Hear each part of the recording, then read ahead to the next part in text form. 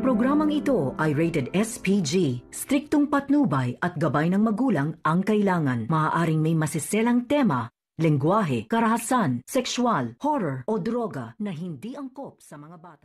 Nag-usap si Ramon at kanyang asawa dahil sa mga guni-guni ni Ramon na hindi talaga niya matos maisip na itong si Tanggol ay kanyang sariling anak dahil wala nga itong talagang pintig ng kanyang puso o lukso ng dugo. Dito na nga sinabi ni mukhang bigyan ng pagkakataon para makita ang sarili niya kung ano talaga siya at kung kaya niyang magnegosyo at kung saan talagang mapapalapit ang kanyang loob. Dito na ay talagang prosigido na itong si Ramon na pumayag na ipapakilala na ang kanyang anak na si Tanggol doon sa kanyang mga negosyo at talagang ipapaalam na kay Tanggol kung ano talaga ang kanyang negosyo. Dito na nga ay hinatid niya na ang kanyang asawa sa Quiapo kung saan talagang nagkaharap itong si Marites at saka si Tinding. Dito na talaga binuhos ni Tinding ang kanyang galit dito kay Mukang kung saan nalaman nilang nag-asawa na ito at pinabayaan itong si Tanggol na talagang si Tanggol ay ginawa ang lahat para sa kanya.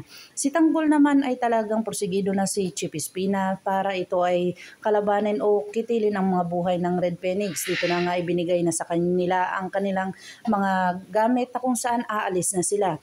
Dito na talagang narinig ni Bubbles ang putukan kung saan talagang nagbigay na ng signal itong si Chief Espina na lumabas na ang Red Phoenix. Dito na nga tinumbakan nila ni Tanggol itong Red Phoenix at congratulations, napatay naman nila ito.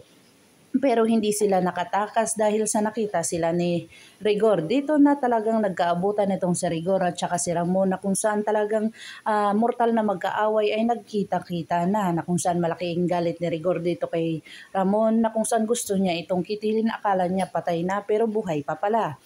Agad-agad naman itong tinawag nila si Tanggol kung saan talagang nahuli nila pero hindi nila alam na si Tanggol pala yun.